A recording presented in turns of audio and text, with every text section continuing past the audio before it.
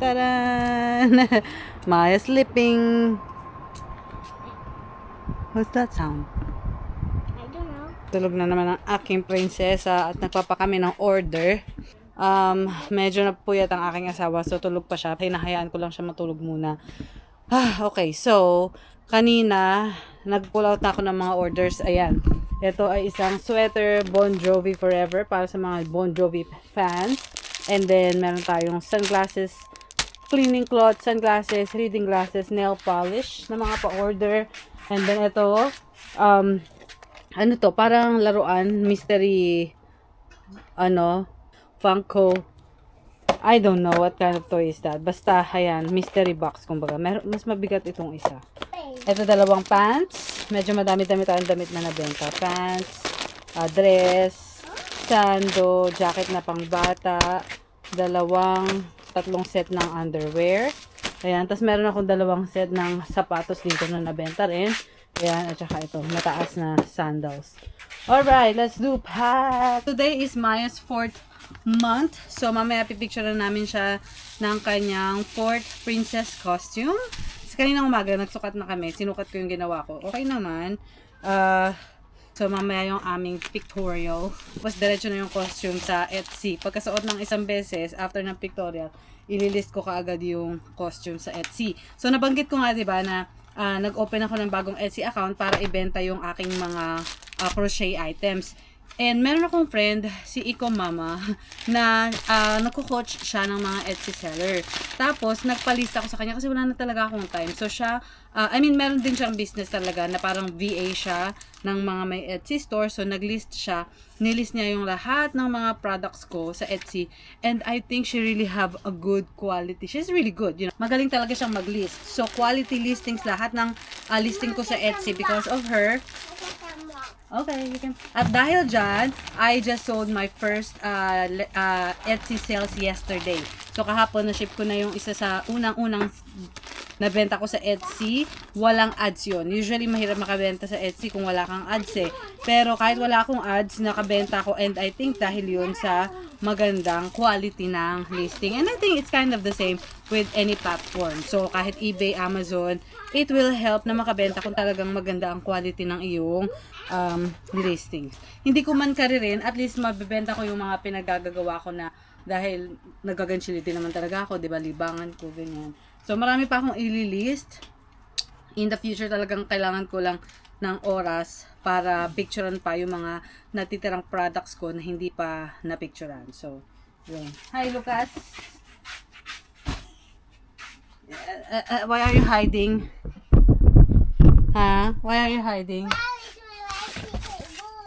Huh? That's your secret room. So today, ang plano ko lang friends ay magpupunta kami ng library kasi meron kaming homeschool namin ni Lucas. Meron kaming little research na gagawin. And then, ipapakita ko sa inyo yung mga products na binili ko sa Big Lots few days ago. So, kung hindi nyo pa napanood yung aking last vlog, doon pinakita ko na parang pumunta kami sa isang store na magsasara na, tapos binili ko yung lahat ng namakyaw ako ng mga paninda nila. Hindi naman lahat, pero marami akong binili for reselling. And then, after that, ano pa bang gagawin natin? Tapos yun nga, magpipictorial kami ng costume ni Baby Maya. Ayun ang ating mga plano for today.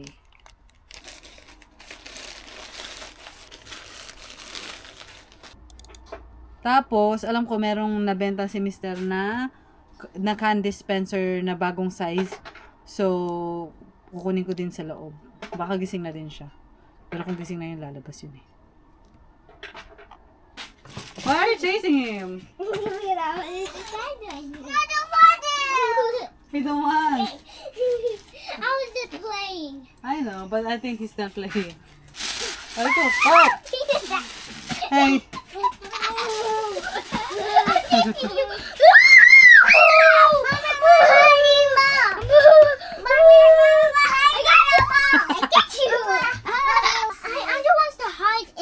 Oh no, it's full.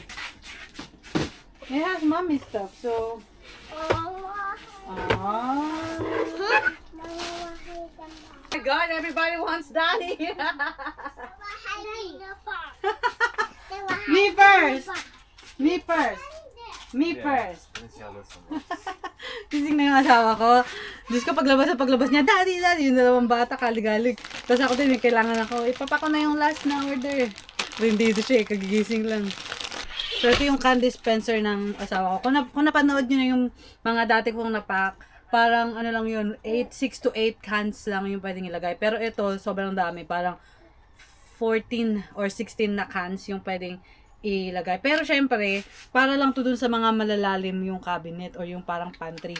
Kasi pagka hindi na nila, alam niyo yung most cabinet kasi ano lang mababaw, 'di ba? Pagkabukas mo ng cabinet, ito lang yung distansya. Pero yung ibang cabinet malalim, so hindi mo maabot. So yung can dispenser na yan, perfect yan para sa mga malalalim yung pantry. Kagaya sa amin actually. So, pag nag-reorganize ako, I will ask him to print more para sa amin. So anyway, ayan ang aking last na ipapack and then we're done.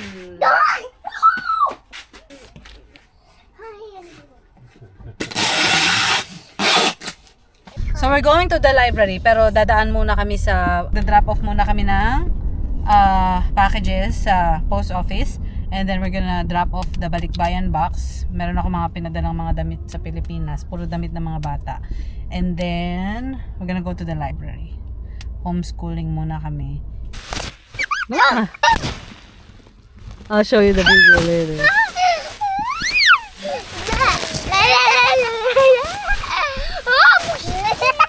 Andrew si Andrew.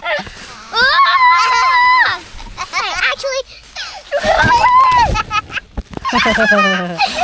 Mga kalokohan nyo. Hi, Andrew. Camera's hiding now. Pensikip dito. That guy wants us to turn left.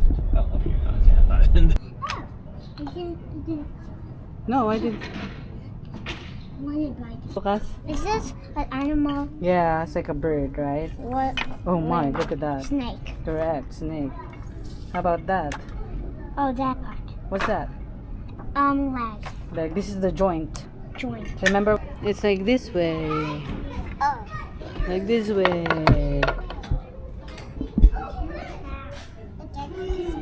Mm-hmm. Get the secret episode. Get. Daddy, help me. Mommy is doing this. Hey, Maya. It's like, Mommy, Daddy, help. Bathroom, Lucas. Okay, excuse me, Andrew. Okay. Ay, give me that. Maya needs it. Yan. I thought I could. Pika, pika, boo. Pika, pika.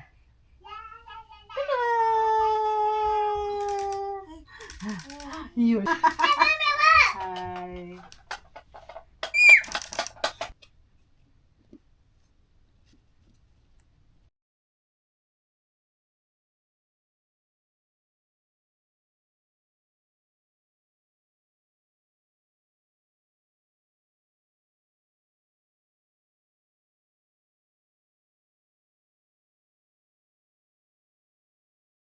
Tulog ang aking mga bagets, quiet time, so makakapag-work ako at maipapakita ko sa inyo yung aking mga nabili from Big Lots.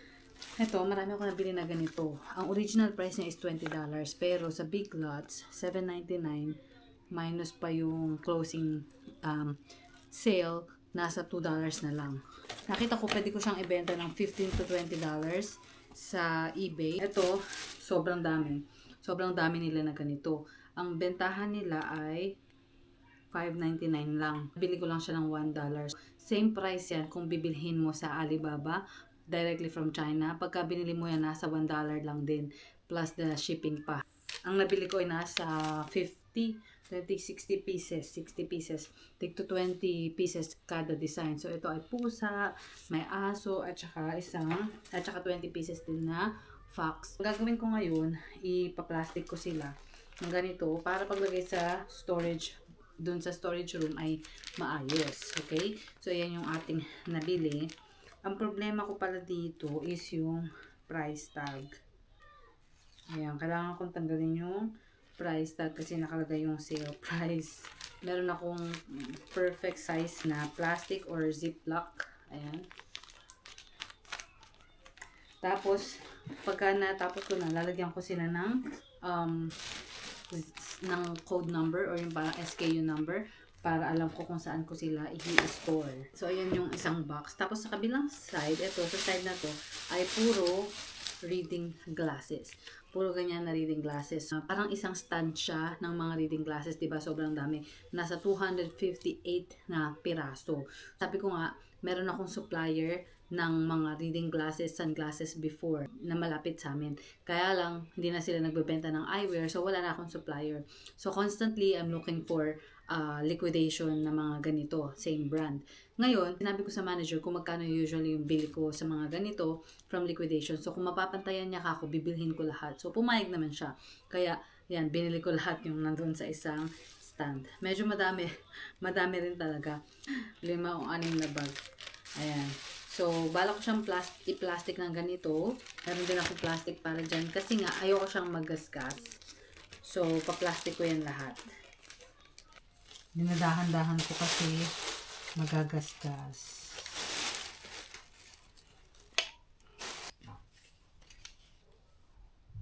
Okay, so, di ko na na-vlog kasi patigil-tigil ako mag-work dahil kay Maya.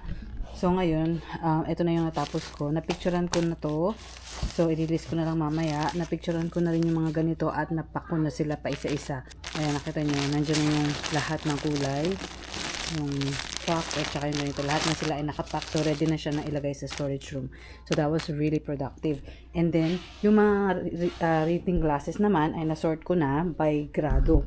So, ito yung mga grado na 1.25, 1.52, and then 2.5.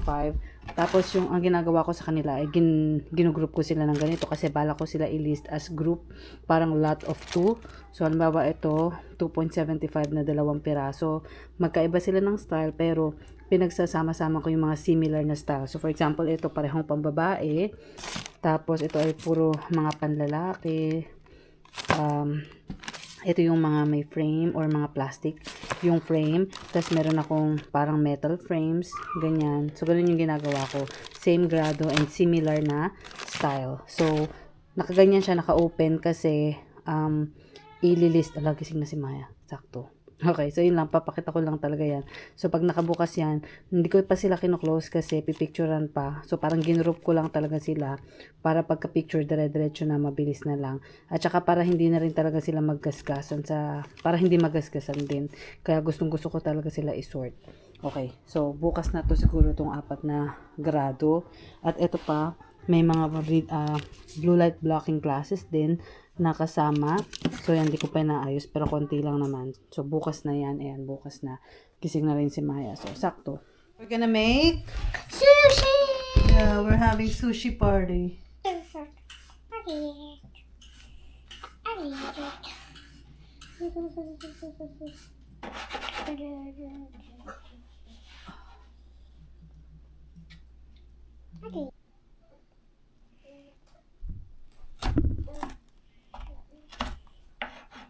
Alright, we're gonna roll the sushi now.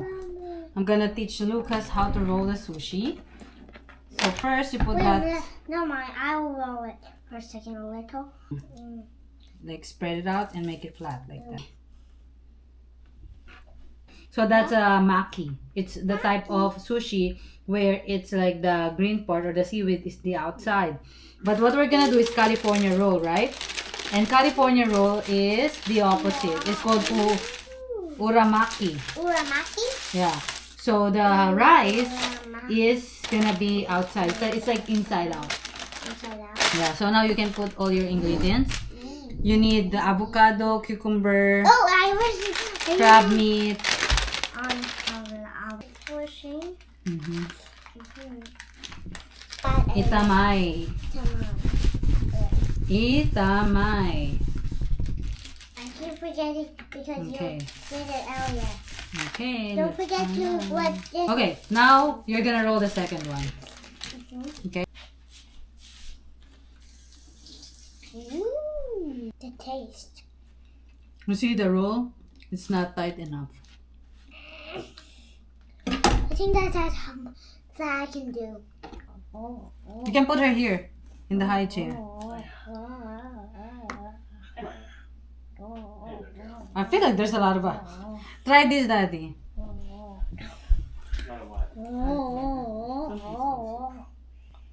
The ingredients. Mm.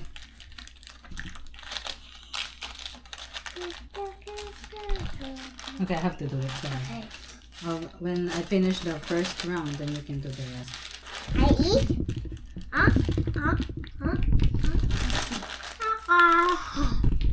Okay, now. Wait a minute. I kind of want to. Fast because it's gonna break if you want to go. Oh, good. It's like pizza.